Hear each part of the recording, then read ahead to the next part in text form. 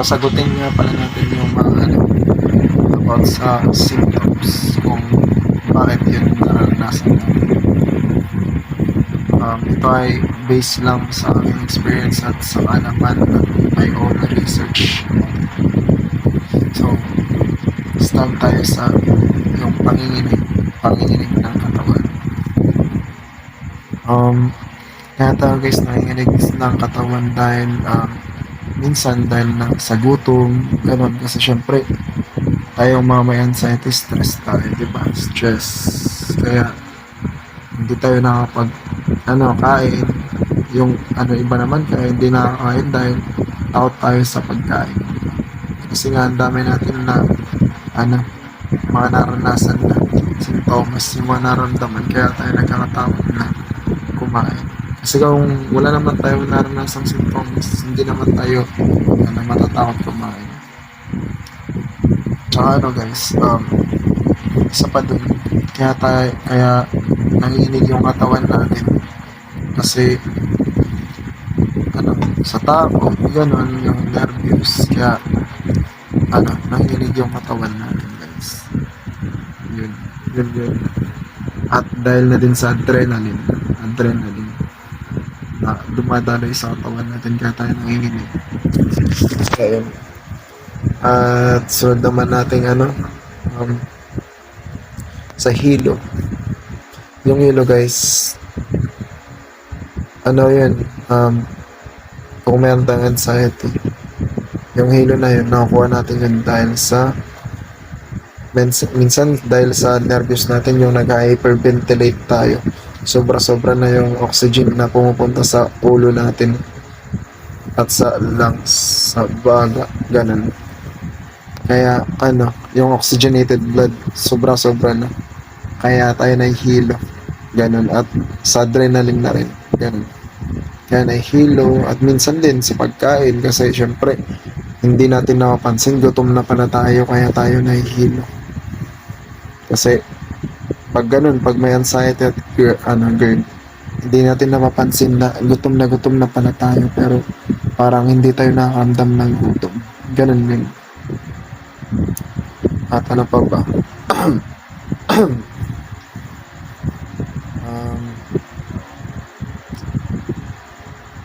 Sa mamawis ng kamay, yun, nervous, dahil yun sa nervous natin, kaya tayo namamawis yung kamay natin. At about sa pagtaas ng blood pressure, diba, isa rin yung sintomas ng anxiety. Natural lang yun guys, kasi kahit sino naman na nervous, tataas talaga yung BP mo, pero hindi ibig sabihin na high blood ka na. Ganun talaga yun, natural response yun ng body natin. Kailangan niyang itaas yung yung blood pressure mo para dumaloy sa iba't ibang uri ng katawan natin, para magawa natin yung fight, flight, freeze response, yung kung tatakbo ka o lalaban ka o manginginig ka na lang sa takot, ganun. Natural lang yun guys, ganun. Ano pa ba? Sa symptoms ng anxiety yung sagutin natin.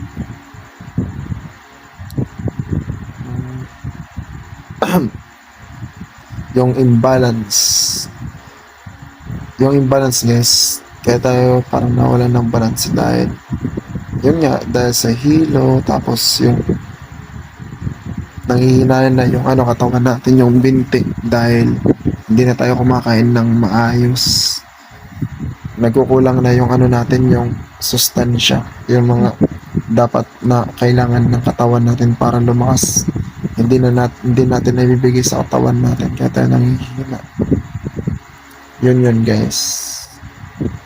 Kaya guys, dapat kahit meron tayong naramdaman, kumain pa rin tayo, kasi kailangan yun ng katawan natin.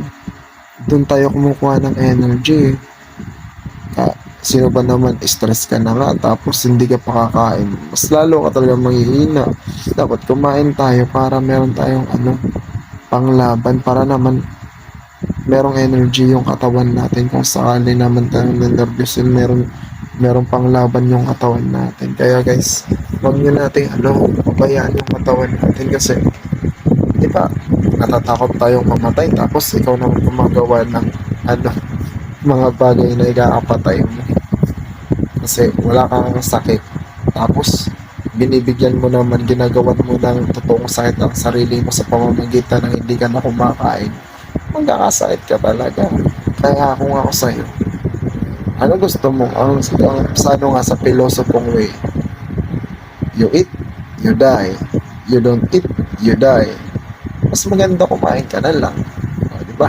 Kaya, kumain ka pero yung ano, yung mga mastansya, iwas mo na sa bawal kasi hindi naman yan forever bawal sa'yo.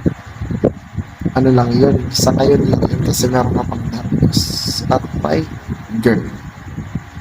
Kaya, ano lang muna, ano gawin natin, tis lang muna kasi nakain naman natin yun dati kaya wala namang sama-sama ng loob kasi nakain mo naman na yun, alam mo naman ang ano, ang yung ano ng lasa.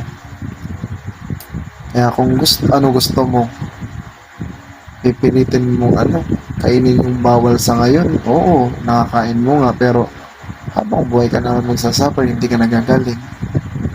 Or titisin mo muna na huwag kumain nun sa ngayon, pero pagdating ng panahon naman, magiging magaling ka na. Tapos makain mo na yung mga bawal, di ba? Kaya mas maganda nun. Discipline and patience, guys.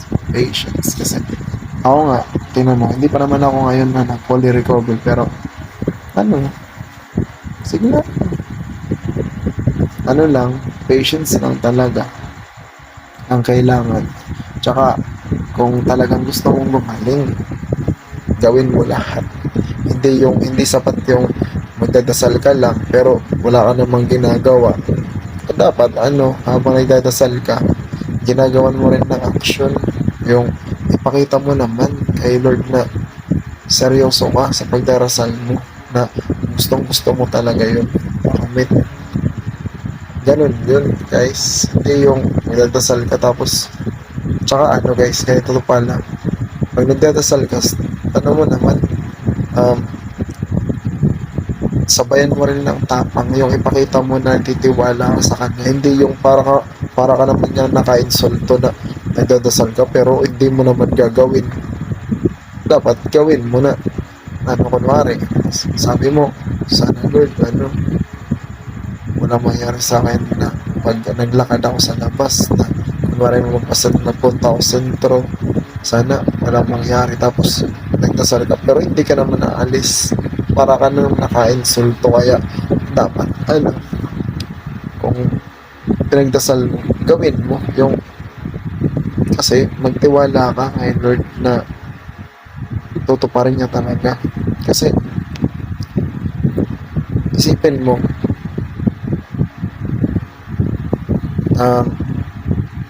niligtas ka na niya dati sa mga mga kapahamakan, tapos ngayon ka pa ba niya bibiguin? Ngayon ka pa ba papabayaan? Syempre, kung dati nga tinulungan ka niya, hindi ka rin nga papabayaan, tutulungan ka niya, hindi magsasawang tulungan ka, guys. Kaya tiwala lang tayo. Huwag nyo lang dagdagan yung lungkot nyo at paghihirap. Gawin nyo yung lahat. Ganun lang naman talaga wala naman tayong magagawa kasi kung sa totoo lang, tayo lang naman yung gumawa ng pagdudusa natin. For example, anxiety, di ba? O ba't ka nag-anxiety? Dahil lang din naman sa kagawan mo na ini-stress mo yung sarili mo, hindi ka na inabuso mo yung katawan mo, hindi mo pinagpahinga, hindi mo pinigay yung sapat na pahinga, hindi ka kumakain ng mga healthy food, and about sa GERD din, ganun din. Kaya ka nagka-GERD dahil din naman sa kagagawan mo, inabuso mo yung sarili mo, kumakain ka ng hindi sa tamang oras tapos matutulog ka agad. O kaya, ano ka na, kain ka ng kain, wala kang exercise, tapos kape ka pa ng kape, ng ano, sinusobrahan mo na, di ba? Lahat ng sobra, nakakasama. O, di ba? Kaya dapat, ano lang talaga, patawarin mo yung sarili mo, yung parang tanggapin mo rin yung sarili mo na kaya ka nagkakaganyan dahil sa kagagawan mo rin. Kaya wala ka namang ibang sisisihin. Huwag ka nang magalit sa ibang tao. Huwag ka rin magalit sa sarili mo. Patawarin mo sarili mo.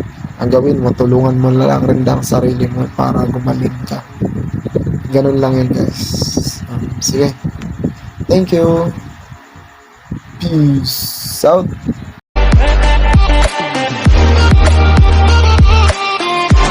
I want it all before I'm gone.